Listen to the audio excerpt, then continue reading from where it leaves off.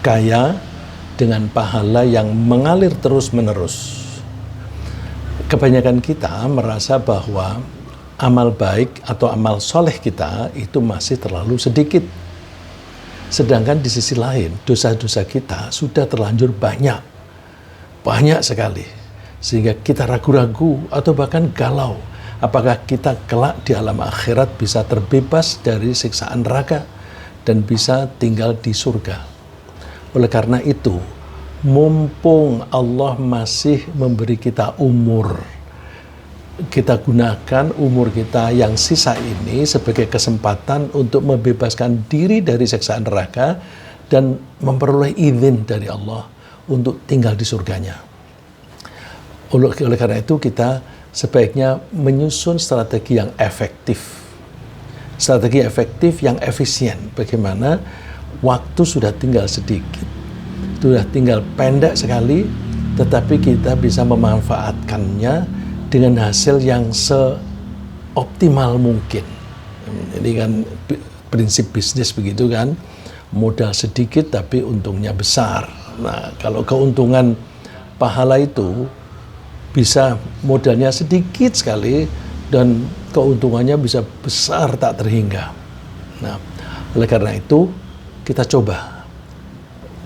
Ada 2 strategi utama, yaitu mulai sekarang kita berhenti melakukan perbuatan dosa.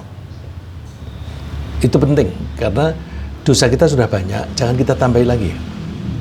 Kita hapus dosa-dosa yang sudah lalu dengan cara tobat. Kalau kita tobat benar, maka bisa bersih kita dari dosa yang lalu, kemudian kita jaga, jangan dinodai lagi. Ya.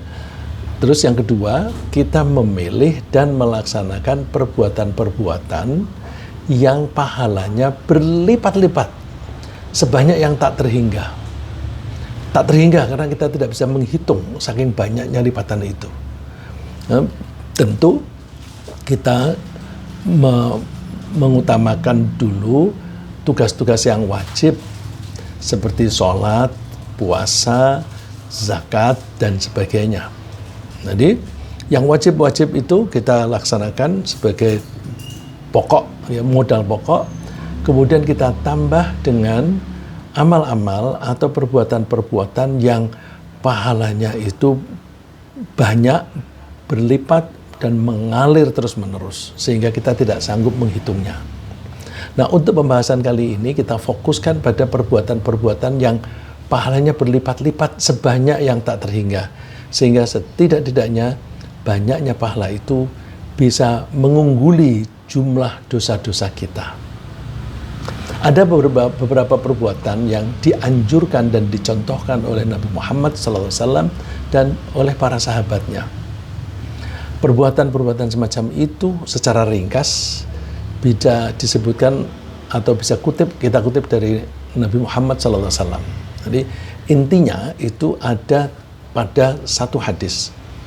Nanti kita bahas contoh-contohnya. Hadis ini sangat populer dan insya Allah banyak di antara kita yang hafal. Paling tidak hafal artinya. Idza matal insanu inqata'a amaluhu illa min thalath. Shadaqatin jariyah aw ilmin yuntafa'u bih aw waladin salihin yad'u lah. Jika seseorang sudah meninggal dunia, maka putuslah amalnya. Artinya dia sudah tidak punya kesempatan lagi untuk berbuat kebaikan yang menghasilkan pahala. Stop begitu mati. Tapi ada perbuatan-perbuatan yang meskipun kita sudah meninggal dunia, pahala itu masih mengalir terus. Nah, itu yang kita cari. Ya.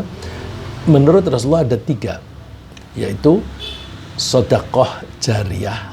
Sedekah itu ya artinya memberi atau menolong orang lain yang pahalanya jariyah. Jariyah itu mengalir terus. Aw ilmin yuntafa'u bihi, atau ilmu yang dimanfaatkan. Kita punya ilmu, kita manfaatkan sendiri. Terus ilmu itu kita tularkan, kita berikan kepada orang lain sambil kita memotivasi supaya orang lain itu mau melakukan kebaikan yang kita sampaikan itu. Nah, kalau sampai kita berhasil membuat orang itu melakukan apa yang kita sarankan, setiap kali dia melakukan itu, kita dapat pahalanya. Nah, jadi bukan hanya sekedar mengajar, bukan hanya sekedar memotivasi, tetapi kita sambil perhatikan sampai dia mau melaksanakan. Ini kalau saya kasih umpama itu, mohon maaf saya punya anak itu kalau misalnya memberi saya sarung begitu, kalau sarung tidak pernah saya pakai, dia bertanya, kok sarungku tidak dipakai? Kok sarungku tidak dipakai? Gitu. Jadi dia minta supaya sarung itu, pemberian dia itu saya pakai. Nah, itu kayak saya umpamakan, kalau kita memberi informasi tentang amal baik kepada orang lain, kita monitor terus. Dia lakukan nggak itu? Ya, kok kamu belum melakukan itu?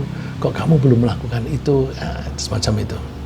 Yang ketiga, awaladin salihin yad'ulah, atau anak yang kita didik sehingga menjadi soleh dan dia mendoakan kita. Meskipun kita sudah meninggal, selama anak itu masih mendoakan kita, kita akan mendapatkan aliran pahala. Ya, itu ringkasnya ada di 3 kriteria tadi. Nah, di samping menganjurkan hal-hal yang tersebut tadi, 3 hal tadi, Rasulullah juga melaksanakan ketiga-tiganya. Jadi Rasulullah bukan hanya ngomong saja, bukan hanya bicara saja, tapi juga melaksanakannya.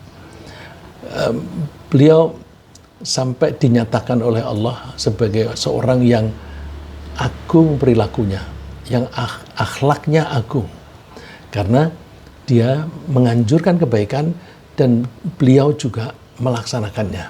Atau sebenarnya beliau sudah melaksanakan kebaikan itu lalu menganjurkan orang lain. Nah, kenyataannya misalnya Rasulullah SAW itu banyak memberi sedekah, baik dalam bentuk santunan kepada orang lain maupun dalam bentuk amal jariah. Beliau juga mengajarkan Al-Quran. Tentu beliau mendapatkan wahyu dari Allah berupa Al-Quran. Al-Quran disampaikan kepada para sahabat, terus para sahabat membacanya, menghafalnya, dan mengamalkannya. Setiap kali mereka membaca dan mengamalkan, Rasulullah dapat. Nanti murid-muridnya itu para sahabat punya murid lagi. Muridnya mengamalkan Al-Quran itu, para sahabat dapat bagiannya, Nabi juga dapat. Jadi kayak multi level marketing yang tidak ada batas downline-nya. Ya. Nah, beliau juga mengajarkan Al-Quran baik sebagai bacaan maupun sebagai pedoman hidup, dan beliau juga mendidik umatnya yang hingga sekarang umatnya itu mendoakan beliau dengan sholawat. Allahumma salli ala Muhammad, Allahumma salli ala Muhammad. Masya Allah, nggak terbayang seberapa besar pahala Rasulullah SAW. Tapi karena Rasulullah itu sudah berlebih pahala, maka kita harapkan pahala yang kita serahkan kepada Nabi itu nanti luberannya kembali lagi kepada kita. Nah, Rasulullah itu dijamin oleh dipuji oleh Allah bahwa akhlaknya itu baik sekali, dan karena itu beliau mendapatkan pahala yang terus mengalir. Wa innalaka la ajran ghaira mamnun, dan sesungguhnya bagi kamu benar-benar ada pahala yang besar yang tidak putus-putus. Jadi pahalanya tidak putus-putus, terus-menerus. Dan Allah memuji beliau sebagai orang yang berakhlak mulia. Wa innaka la'ala khuluqin azim, dan sesungguhnya kamu benar-benar berbudi pekerti yang agung. Nah, oleh karena itu kita jadikan Nabi Muhammad SAW itu sebagai idola kita, sebagai teladan kita. Kita tiru supaya kita bisa mendapatkan pahala yang besar dan mengalir terus. Contohnya apa sih amal yang dilakukan oleh Rasulullah yang pahalanya mengalir terus? Salah satu contoh yang fenomenal adalah Rasulullah membangun masjid Nabawi. Ya, disebut Nabawi itu artinya Nabi. Masjid Nabawi, masjid milik Nabi. Nah, ketika Rasulullah SAW itu hijrah, pindah dari Makkah ke Madinah, begitu masuk ke Madinah, langsung pertama langkahnya adalah membuat masjid di pinggiran kota Madinah. Terus setelah menginap di situ 7 malam, berangkat lagi ke tengah kota. Ke tengah kota, beliau tahu di tengah kota itu ada tanah, sebidang tanah milik keluarga ibunya. Ibunya Rasulullah bernama Aminah, itu asalnya dari Madinah. Suku ibu Aminah itu suku Bani Najjar. Nah, Bani Najjar ini mempunyai sebidang tanah di tengah kota. Lalu Rasulullah mengutus seseorang, coba panggilkan orang-orang Bani Najjar. Mereka datang dengan peralatan perang. Ini kalau kita mungkin takut. Dengan peralatan perang itu artinya begitu mentaati panggilan Nabi, kami siap untuk dimintai bantuan apapun, termasuk berperang. Dikira dipanggil untuk menghadapi peperangan. Ternyata tidak. Rasulullah bertanya, ini tanahmu ini, beliau tahu, tanahmu ini boleh nggak aku beli? Berapa? Mereka bilang, enggak Rasulullah, kami tidak memberi harga. Terus kami harganya dari Allah saja. Jadi biar Allah yang membayar. Tapi Rasulullah tetap membayarnya. Jadi artinya tanah itu sudah menjadi milik Nabi. Di situ ada kebun, ada rumah jaga, itu lalu diratakan semua. Terus pohon-pohonnya, pohon kurma itu sebagian ditebang, sebagian dipakai untuk pembatas. Lalu didirikanlah masjid di situ. Tapi bukan berarti bangunan. Nah, hanya dikasih garis-garis saja, dikasih tali begitu sebagai batas ini masjid. Terus pelan-pelan diperbaiki bikin bangunan. Waktu itu atapnya itu hanya pelepah kurma. Nah, jadi sederhana sekali. Bahkan lantainya masih tanah. Itulah sebabnya zaman dulu Rasulullah SAW dan para sahabat itu kalau sholat pakai sandal. Pakai sandal. Ya, kita tahunya kalau pakai sandal. Suatu saat Rasulullah itu pernah di tengah-tengah sholat sandalnya dilepas. Para makmum begitu melihat Rasulullah itu melepas sandal, semua pada ngelepas. Terus ya karena imamnya melepas sandal, oh mungkin itu diperintahkan oleh Allah sandal supaya dilepas. Lalu orang-orang pada ngelepas. Setelah selesai sholat, Rasulullah bertanya, kenapa kalian melepas sandal? Iya, kami melihat engkau melepas sandal, kami mengikuti. Barangkali memang itu perintahnya sekarang begitu. Rasulullah bilang, bukan. Aku diberitahu oleh malaikat Jibril bahwa di sandalku itu ada najis, maka nggak boleh dipakai. Nah, saya lepas. Jadi dilepasnya itu bukan karena syariatnya. Tapi sekarang nggak ada orang sholat di masjid pakai sandal karena sekarang lantainya bersih. Bahkan banyak yang memakai karpet. Ya. Jadi kebiasaan-kebiasaan yang seperti zaman dulu tidak ada lagi. Ya. Tapi poin saya adalah bahwa masjid ini dibangun oleh Rasulullah. Sehingga kapanpun ada seseorang atau banyak orang sholat di situ, orang yang sholat di situ dapat pahala dan Rasulullah mendapatkan aliran pahala yang sama. Padahal sholat di Masjid Madinah itu pahalanya besar. Ya, Rasulullah SAW bersabda, "Sholatun fi masjidi afdalu min alfi sholatin fi ma siwah." Sholat di masjidku ini itu lebih utama dibanding 1000 kali sholat di masjid yang lain, ilal Masjidil Haram, kecuali di Masjidil Haram. Kalau sholat di Masjidil Haram, wa sholatun fil Masjidil Haram afdalu min mi'ati sholatin fi masjidi hadha. Sholat di Masjidil Haram pahalanya 100 kali lipat dibanding dengan sholat di masjidnya Nabi. Jadi sholat di masjidnya Nabi pahalanya 1000 kali, di Makkah di Masjidil Haram 100.000 kali. Cuma karena ada hadis bahwa orang kalau sholat berjamaah 40 kali di Masjid Madinah itu akan mendapatkan ampunan. Orang lalu kalau umroh dalam waktu pendek itu mereka menyempatkan sholat berjamaah 40 kali di Madinah. Padahal kalau waktunya hanya 7 hari, sebagian besar dipakai di Masjidil Haram, pahalanya kan lebih banyak. Lebih banyak perhitungannya ini. Ya, jadi poin yang saya ingin kemukakan bahwa dengan mendirikan masjid, maka kita akan mendapatkan aliran pahala selama masjid itu dipakai. Nah, pada zaman Nabi, masjid itu tidak hanya dipakai untuk sholat. Ya. Rasulullah itu menggunakan masjid itu untuk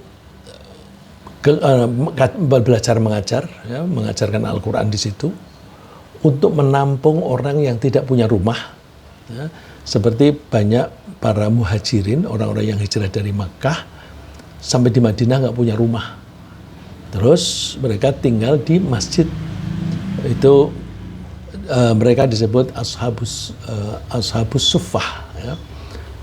Tempat mereka tidur itu disebut suffah.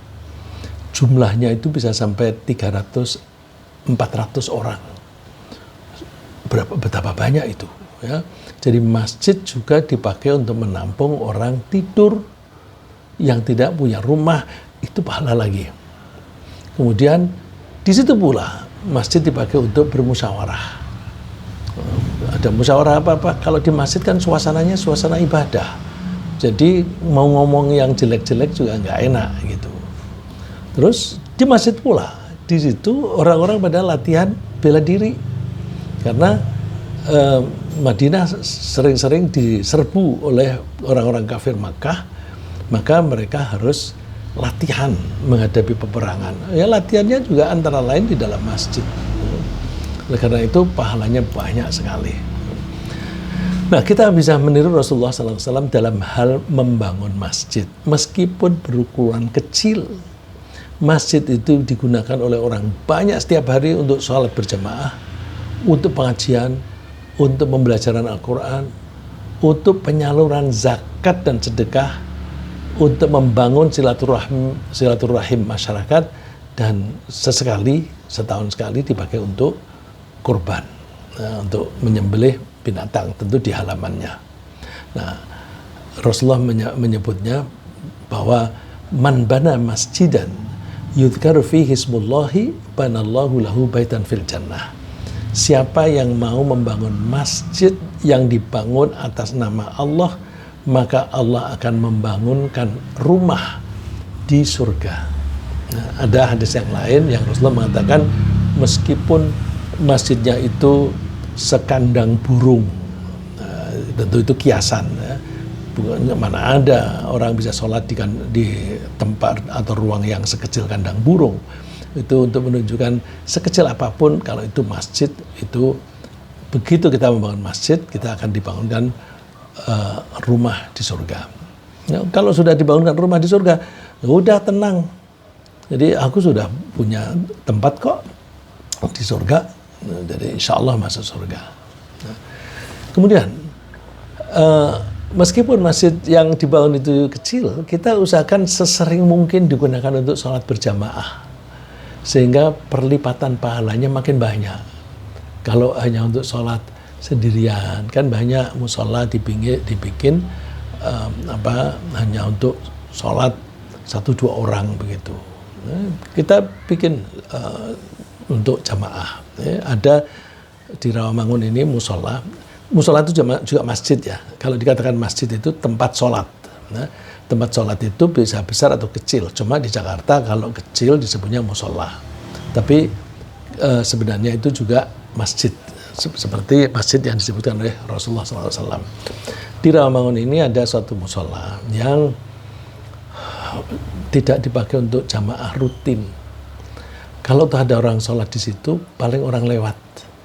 Orang lewat itu pedagang yang sambil istirahat, sholat di situ. Lalu terus ada tetangga masjid itu yang ingin menghidupkan kembali rumah musola itu. Apakah penduduk di situ tidak pada sholat? Pada sholat. Tapi orang-orang laki-laki di sekitar musola itu lebih suka ke masjid yang besar. Karena masjid yang besar itu pahalanya bisa lebih banyak, suasananya lebih nyaman, kemudian juga fasilitasnya, wudunya, airnya itu cukup, ada toiletnya, ya, ada mushaf yang jumlahnya banyak dan sebagainya. Nah, itu orang-orang situ pada pergi ke masjid yang besar meskipun lebih jauh. Nah, ini minta kepada santri kita. Mintanya, Pak Riksa, bisa nggak itu musola dihidupkan? Oh, baik, kita kasih seorang santri, kita tugasi setiap hari nongkrong di situ. Mulai asar sampai isya. Terus kita tugasi mengajar baca Quran mulai habis asar sampai maghrib. Terus dia ngimami di situ maghrib dan isya. Kalau santri kita kan bacaannya pasti bagus karena semuanya hafal Quran. Nah, terus berjalan itu lama-lama bukan hanya anak-anak yang ngaji, juga orang tua. Dan di antara anak-anak yang ngaji ada yang menghafal Quran. Masya Allah, ini makin hidup. Terus sekarang subuhnya pun juga hidup di situ. Nah, oleh karena itu kita coba, ya kalau kita tidak bisa membangun masjid seperti saya, ini kan tidak ada kemampuan untuk membangun masjid, ya menghidupkan masjidnya. Nah, bapak-bapak dan ibu-ibu bisa meniru semacam itu. Kita usahakan masjid itu hidup dengan berbagai kegiatan. Ya. Malah kalau di masjidnya Pak Uun, ya, kalau ini Pak Uun hadir, itu kalau sholat zuhur itu ada makan siang. Makan siang itu dulu paling 50 orang sampai 100. Sekarang itu yang makan di situ sampai 200 orang. Nggak tahu itu Pak Uun dari mana duitnya. Tapi katanya ada saja uang untuk menyediakan makan. Tapi ya itu, Pak Uun setiap kali ceramah, setiap kali khutbah mendorong sedekah. Yang menikmati itu orang-orang yang jamaah di situ. Yang dulu masjid itu sepi, sekarang menjadi ramai sekali. Ya, itu salah satu cara bagaimana membuat ramai. Kok pakai makan siang? Ya, apa sekarang ini kan momentumnya bagus sekali. Sekarang ini ekonomi lagi terpuruk. Kalau mau ekonomi terpuruk, mencari kerjaan itu sulit. Yang paling gampang itu ngojek. Ngojek itu sekarang hampir setiap orang yang ada kesulitan ngojek. Akhirnya persaingannya menjadi ketat sekali. Ya. Orang yang misalnya pagi hari itu kerja sebagai satpam, nanti sorenya ngojek. Ya. Akhirnya penghasilannya juga terbatas. Nah, orang-orang semacam itu kan butuh bantuan. Nah, kalau ada makan siang di masjid itu sangat menolong. Jadi gerakan makan siang itu tidak usah menunggu kabinetnya Pak Prabowo. Pak Uun sudah memulai gitu. Nah, kalau kita bisa menggalakkan itu bagus. Nah, sebenarnya sudah juga sih masjid-masjid, tapi seminggu sekali, yaitu hari Jumat, yang seringkali disebut Jumat Berkah. Jumat Berkah itu ada di satu masjid di dekat Kalimalang sana. Setiap hari Jumat itu tidak kurang dari 500 porsi. Saya tuh disuruh mencicipi, saya bilang nggak usah lah. Tapi kemudian akhirnya dikasih. Saya kalau nolak nggak enak, dikirain sombong gitu kan. Masya Allah, makanannya enak ya, makanannya enak. Nasinya itu beras yang mahal dan masakannya enak sekali. Ya, bagaimana tidak suka orang-orang itu. Setiap Jumat tidak kurang dari 500 porsi. Dan mereka mengurusi itu dengan riang sekali. Sehingga kalau Jumat pagi itu sekitar jam 7 mulai riuh banyak ibu-ibu ke situ mengurusi hidangan itu. Nah itu kita juga ikut dapat pahalanya. Kemudian selain masjid, bisa juga kita membantu atau memfasilitasi orang lain agar bisa melaksanakan kegiatan yang baik. Kegiatan yang baik apa saja? Ya, kalau misalnya kegiatan baik yang jelas itu misalnya membaca Al-Quran. Ya. Membaca Al-Quran itu baik. Kalau kita melihat di satu masjid, kok nggak ada mushafnya sih? Kita beli mushaf, taruh di situ. Nah, memang tidak selalu jamaah di masjid itu suka baca Quran, tapi taruh aja. Nanti lama-lama kan pada suka. Ya, kalau di masjid Syuhada itu, kalau habis sholat subuh pasti banyak yang membaca Quran. Oleh karena itu kalau kita naruh mushaf di tempat yang seperti itu, manfaatnya besar sekali. Dan itu mushaf jangan ditaruh di lemari yang harus pakai membuka segala. Taruh di depan yang terbuka, yang orang gampang ngambil. Ya. Itu contohnya kalau di Masjid Syuhada seperti itu, juga di Masjid Babu Salam, juga di di masjid-masjid yang mengutamakan itu, yaitu taruhnya di depan yang gampang diambil, jangan di lemari, itu nanti orang tidak bersemangat membacanya. Nah, kalau kita menyediakan mushaf di situ, setiap kali ada orang menggunakan mushaf untuk baca, kita dapat. Nah, dan itu tidak hanya berlaku untuk itu, semua perbuatan baik yang menghasilkan pahala, maka ketika kita memfasilitasi, kita dapat. Rasulullah di Al-Quran Allah berfirman, "May yashfa' syafa'atan hasanatan yakun lahu nasibum minha." Siapa yang menolong atau memberi fasilitas kepada orang lain untuk melakukan kebaikan, maka dia akan mendapatkan bagian pahala dari perbuatan baik tadi. Sebaliknya, wa may yashfa' syafa'atan sayyi'atan yakun lahu kiflum minha. Siapa yang menolong orang lain, membantu melakukan perbuatan keji, perbuatan jahat, perbuatan maksiat, maka dia akan mendapatkan dosa yang setimpal. Wa kana Allahu ala kulli syai'in muqita. Allah itu Maha Kuasa atas segala sesuatu. Ini kita coba bayangkan, ada orang membuat hotel, kamarnya petak-petak begitu, disewakan jam-jaman. Itu kan memfasilitasi orang berzina.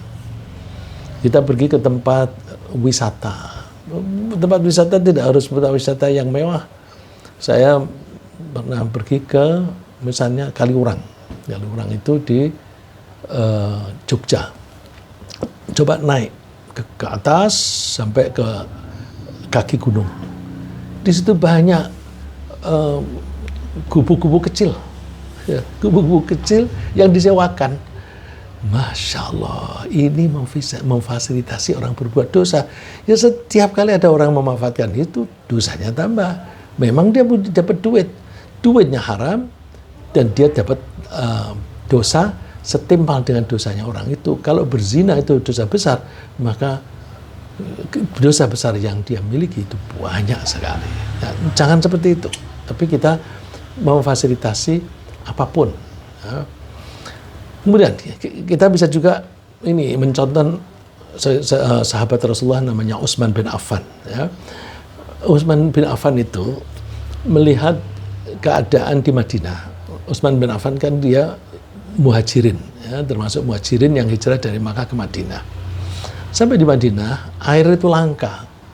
Terus dia melihat ada sumur satu-satunya di daerah itu kira-kira 5 km dari Masjid Nabawi. Sumur itu dimiliki oleh orang Yahudi. Lalu dia jual. Pokoknya mengambil air ini bayar sekian. Misalnya satu ember atau 1 galon. Dulu belum ada galon ya. Itu 1 ember misalnya sekian bayarnya. Jadi dia kaya dari situ. Karena orang di area itu sampai 5 kilo. Itu kan banyak sekali penduduknya. Itu dia mendapat banyak. Lalu Rasulullah menganjuri dia, kamu beli itu sumur. Terus dia negosiasi, jual mahal itu orang Yahudi, karena memang penghasilannya kan banyak. Jadi kalau kita membeli saham, itu kan yang dibeli itu bukan hanya jumlah asetnya berapa, tapi yang dibeli juga prospeknya. Ini prospeknya setiap bulan mendapatkan keuntungan sekian, itu dihitung. Jadi bukan hanya tanah ini berapa meter persegi, bukan hanya itu. Seperti kita beli saham lah, itu kan mesti ada tawaran yang dengan buku namanya prospektus. Nah, ini dijual mahal. Nah, kemudian orang Yahudi ini tidak mau melepas. Akhirnya, oke lah, aku jual separuh saja. Jadi separuh milikmu, separuh milikku. Utsman setuju. Terus bagaimana memanfaatkan pemilikan itu separuh dari suatu sumur? Apakah dibelah? Enggak. Dibikin giliran. Satu hari kamu yang memperoleh bayaran dari orang-orang, satu hari aku, gitu. Si Utsman setuju. Oke. Setelah dibayar, Utsman mengumumkan sumur ini sekarang dimiliki berdua. Kalau hari tanggal ganjil atau genap begitu milik kamu bayar pada si A, kalau pada hari yang lain bayar ke aku.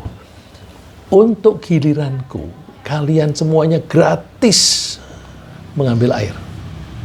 Nah, karena gratis, orang-orang pada memilih harinya Utsman. Akibatnya, hari gilirannya orang Yahudi itu gak ada orang beli. Gak ada orang beli, terus dia bangkrut. Aduh, aku jadi rugi nih. Udah kamu beli aja semuanya deh. Akhirnya dibeli juga yang separuh sahamnya itu. Nah, terus milik Utsman.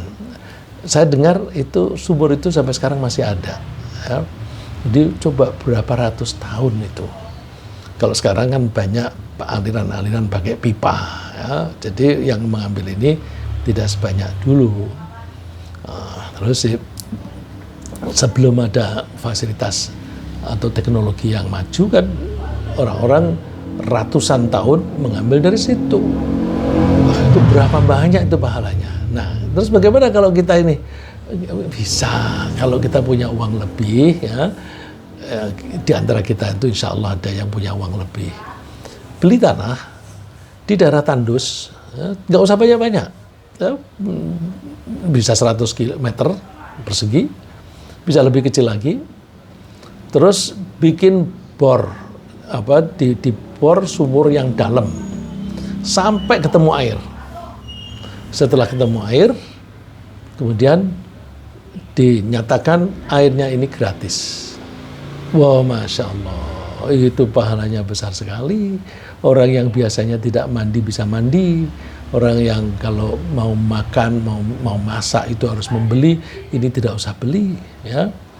Ini sebenarnya sudah ada contoh nih. Di Rawamangun ada satu rumah yang dibuat pengolahan air sehingga airnya itu kualitasnya sama dengan air isi ulang. Terus ditulis gratis, dikasih keran jumlahnya banyak sehingga orang mengambil di situ tidak usah antri banyak-banyak. Dan saya lihat itu ada orang membawa 2 galon pakai sepeda motor, ada yang 1 galon.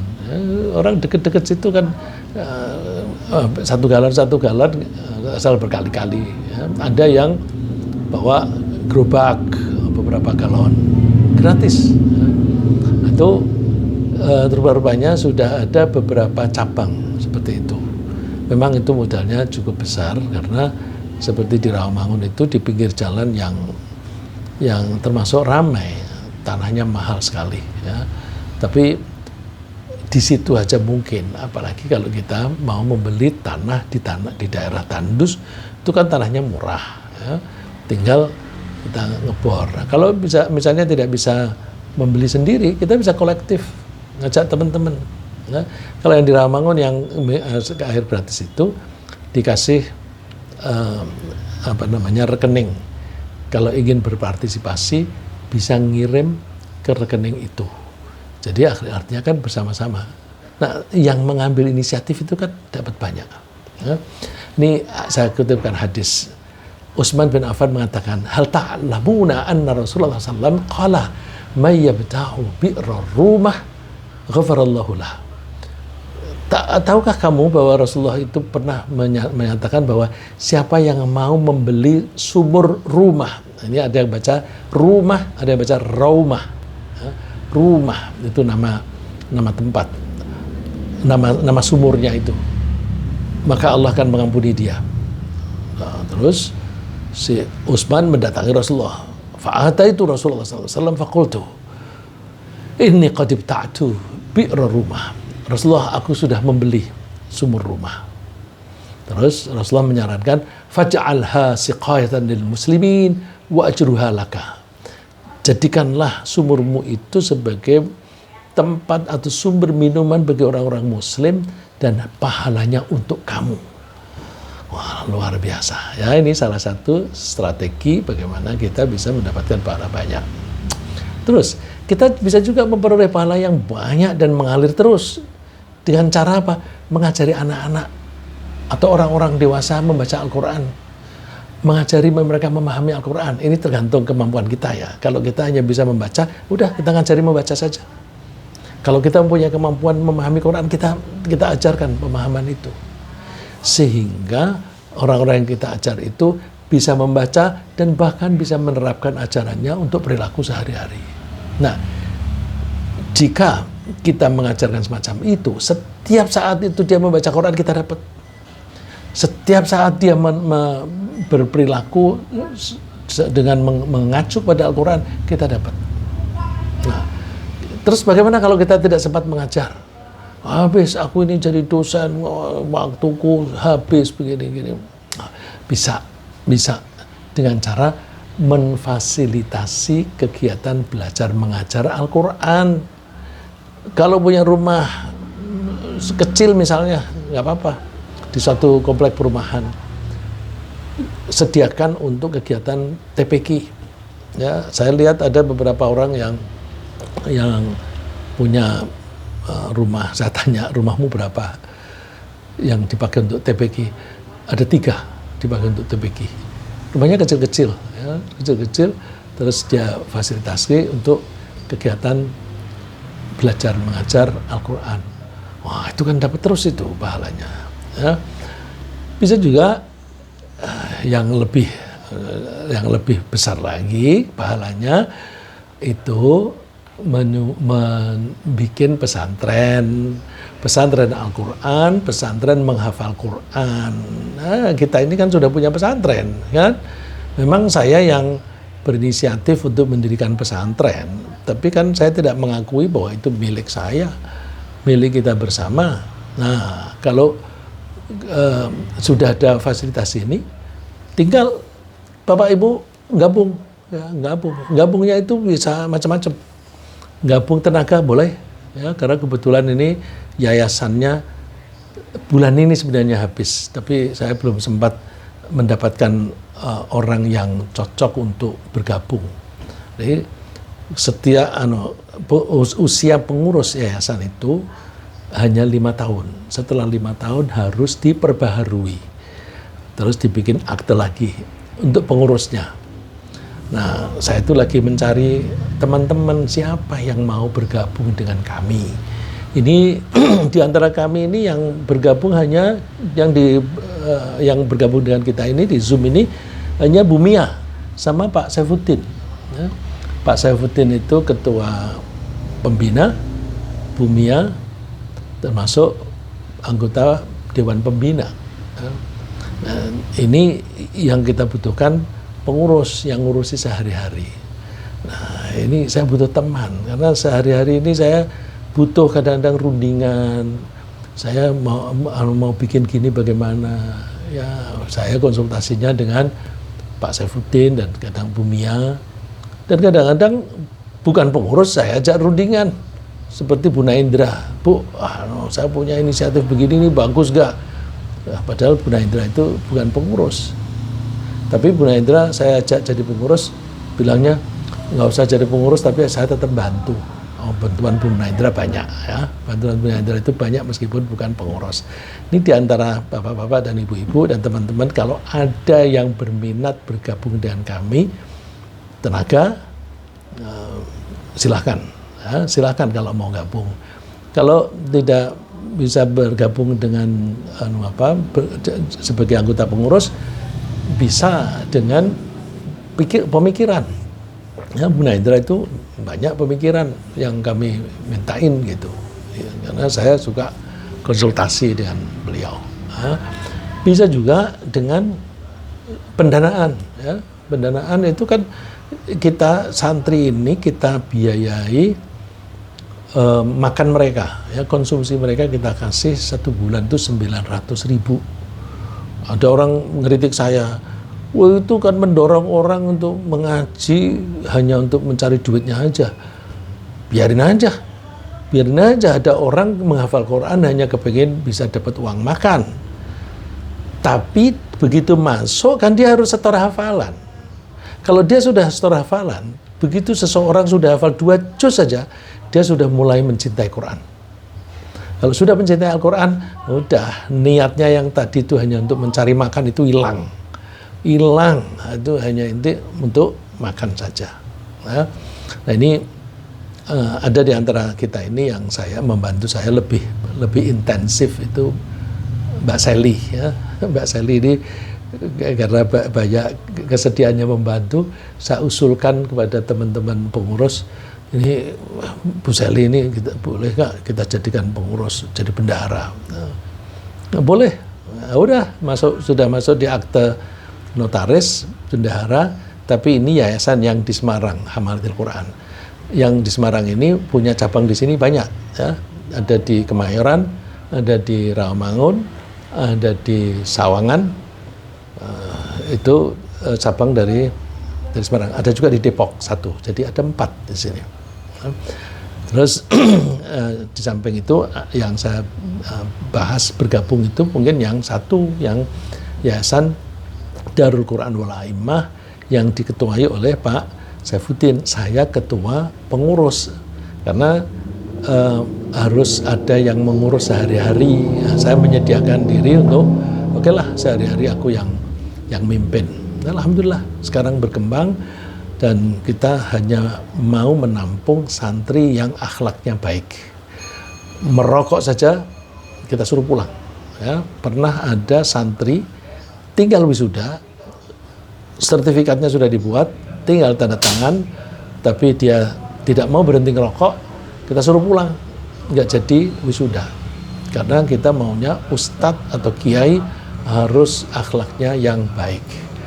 Nah itu alhamdulillah sekarang ini semuanya baik-baik yang masih tinggal, dan ada permintaan masjid di Salemba sana untuk imam.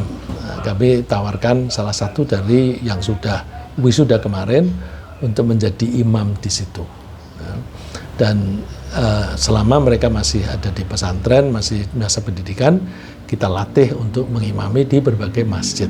Nah, kalau kita mau ngurusi mereka, maka kegiatan mereka, apapun yang mereka lakukan, kebaikan, kan kita dapat. Ya, kan kita dapat.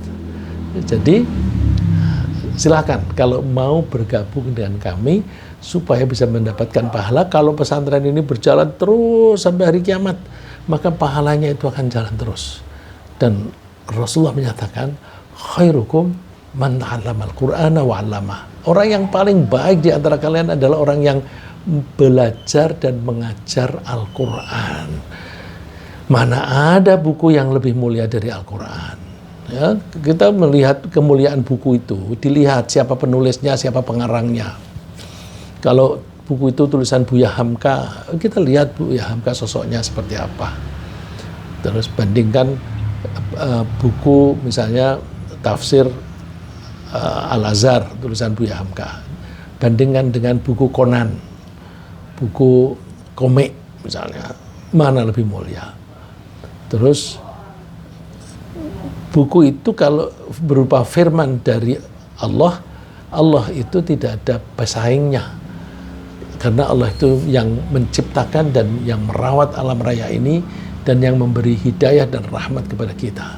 Maka kitab yang paling mulia adalah kitab yang isinya adalah firman yang paling mulia, yaitu kitabnya Al-Quran, difirmankan oleh Allah Subhanahu wa Ta'ala. Saya kira sementara begitu, mudah-mudahan ini memotivasi kita untuk beramal yang modalnya sedikit, tapi hasilnya berlipat-lipat sampai tidak terhingga. Ya. Ringkasnya apa yang kita bahas pagi ini adalah bahwa untuk memperbanyak pahala, kita bisa memilih kegiatan-kegiatan yang pahalanya banyak dan mengalir terus meskipun kita sudah meninggal. Rasulullah SAW memilih akhlak yang bisa diteladani dan membangun masjid. Beberapa kegiatan yang menawarkan pahala yang banyak dan mengalir antara lain adalah membangun masjid, memfasilitasi orang yang melakukan amal soleh, menyediakan sumber air bersih untuk masyarakat, dan mengelola pesantren hafalan Al-Quran.